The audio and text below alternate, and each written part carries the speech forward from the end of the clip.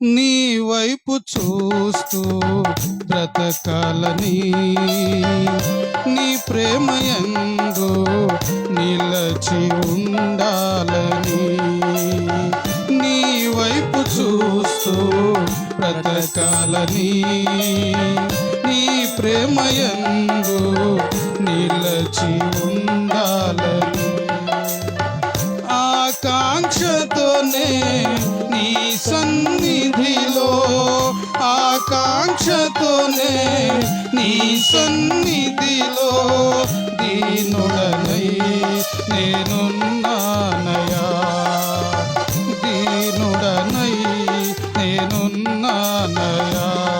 నా ప్రాణం నీవే, నా ధ్యానం నీవే, నా సర్వం నీవే, నా యేసయ్యా. నా ప్రాణం నీవే, నా ధ్యానం నీవే, నా సర్వం నీవే, నా యేసయ్యా.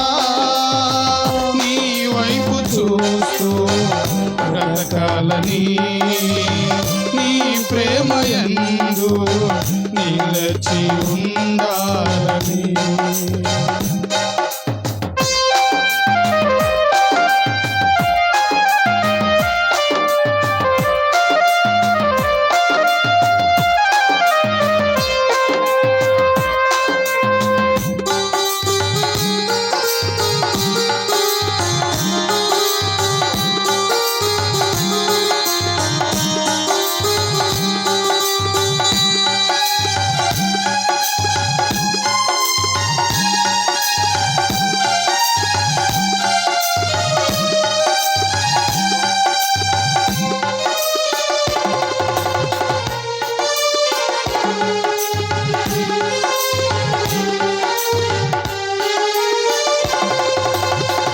ఎన్నో ఆపదలు నన్ను చుట్టుకొనగా, నా తోడు నీవై నన్ను నడిపితివే.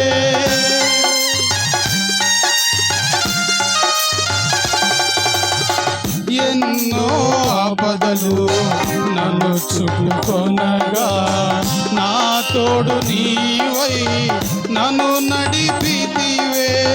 నీ రెక్కల క్రింద చేర్చుకొని, నీ కౌగిలిలో దాచితివే. నీ రెక్కల క్రింద చేర్చుకొని, నీ కౌగిలిలో దాచితివే.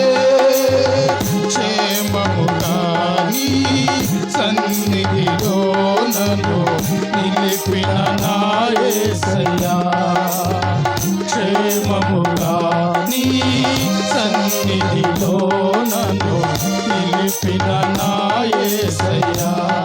నా ప్రాణం నీవే, నా ధ్యానం నీవే, నా సర్వం నీవే, నా యేసయ్యా. నా ప్రాణం నీవే, నా ధ్యానం నీవే, నా సర్వం నీవే, నా యేసయ్యా.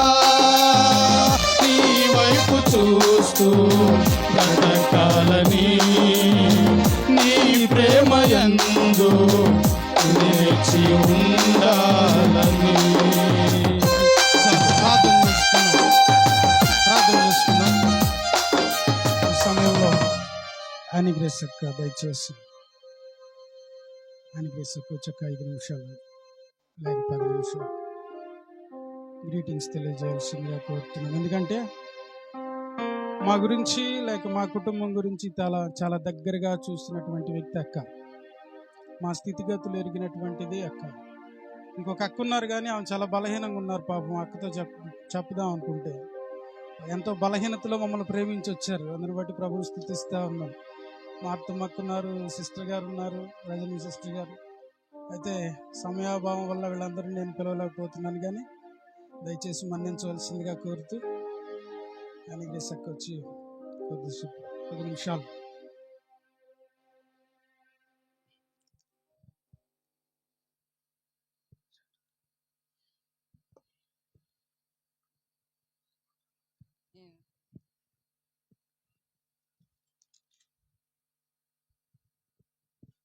ఈరోజు ఈ స్తుతి కూడికని బట్టి ఇది ఎప్పుడో జరగాల్సింది, కొంచెం ఆలస్యం అయింది.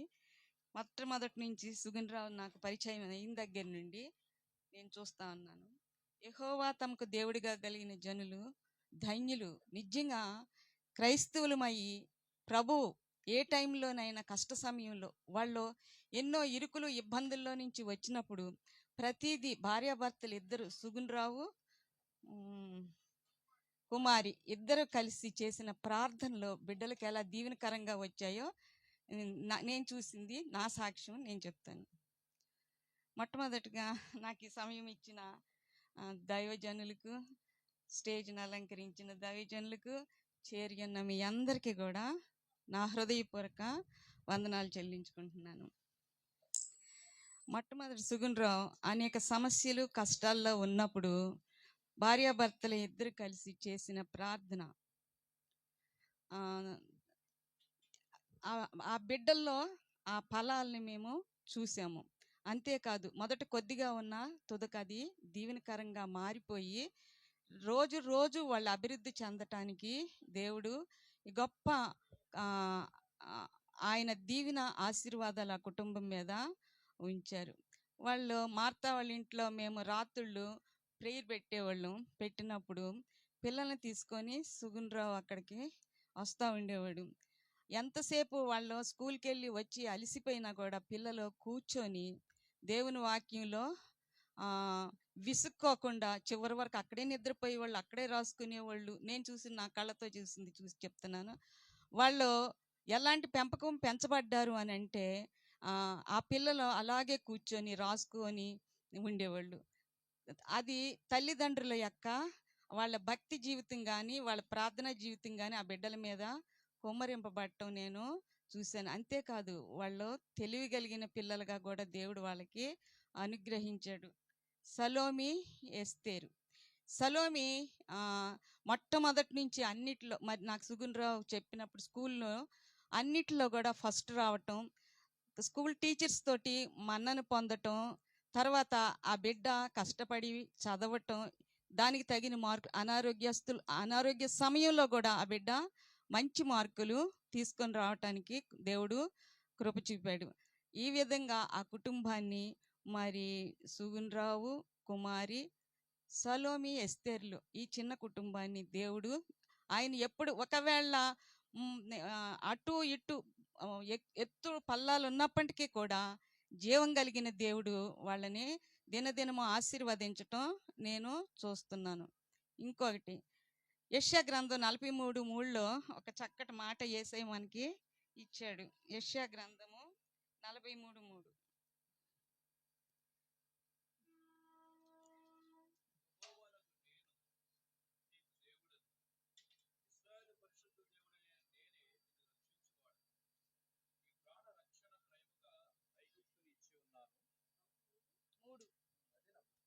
మీ పిల్లల మీద మీ ఆశీర్వాదం ఉంది.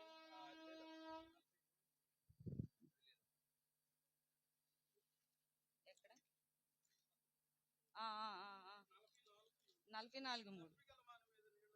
దప్పిగల వాళ్ళ మీద నీళ్లను, ఎండిన భూమి మీద ప్రవాహ జలములను కుమ్మరించెను. నా ఆత్మను నీకు పుట్టిన వారిని నేను ఆశీర్వదించదును.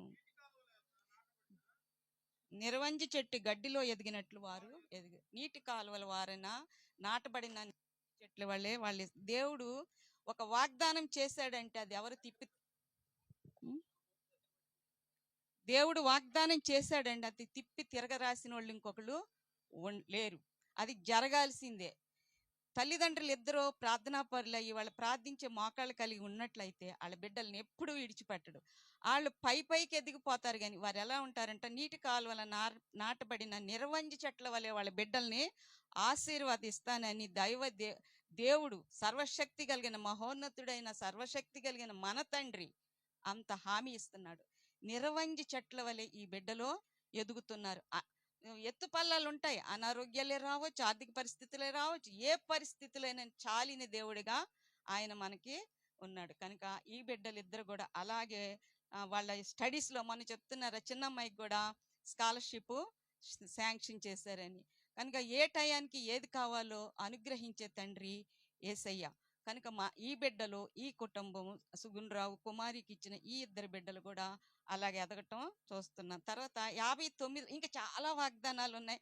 అన్ని బిడ్డల కొరకు, పిల్లల కొరకు, ఎవరికి కావలసిన వాగ్దానం, ఎవరికి కావలసిన ఆయన అనుగ్రహించాడు. 59 చివర్లో ఒక మాట ఉంటుంది, అది కూడా పిల్లలు. యెషయా 59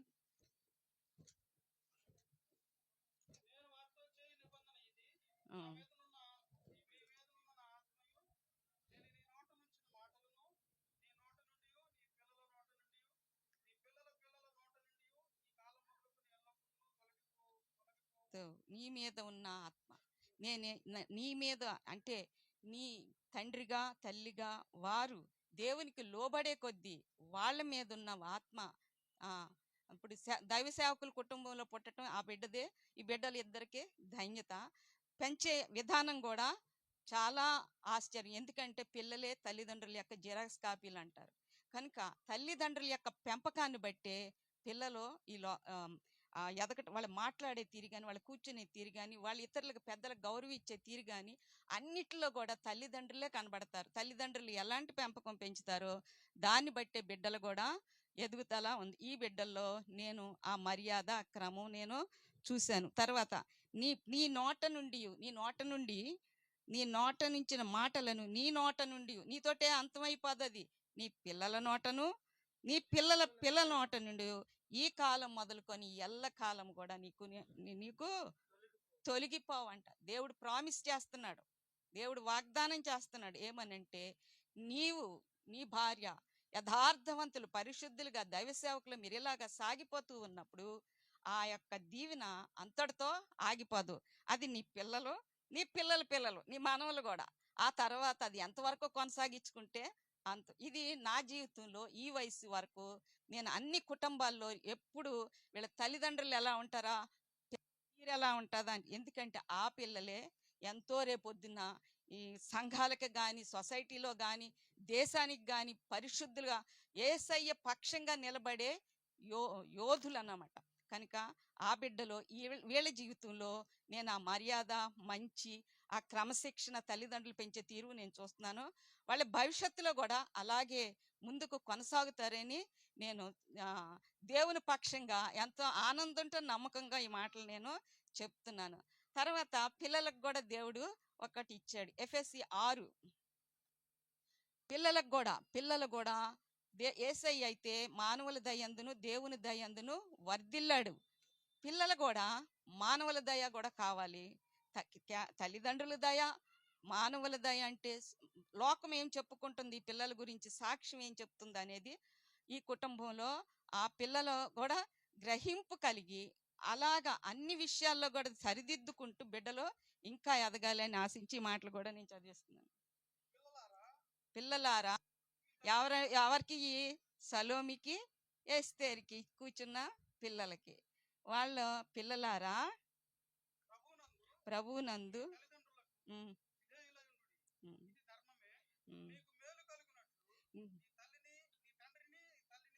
సన్మానించు. నీకు ఎన్ని అసలు అది వచనం విడగొట్టి చెప్పినట్లయితే ఎన్ని ఆశీర్వాదాలు అందులో ఇమిట్ చేశాడో దేవుడు. పిల్లలకి ఇవ్వాల్సింది పిల్లలకి ఇచ్చేసాడు, తల్లిదండ్రులకి ఇచ్చారు. ఈ బిడ్డలో మరి ఈరోజు సలోమి పుట్టినరోజు సందర్భంగా దేవుడు మరొక నూతన సంవత్సరం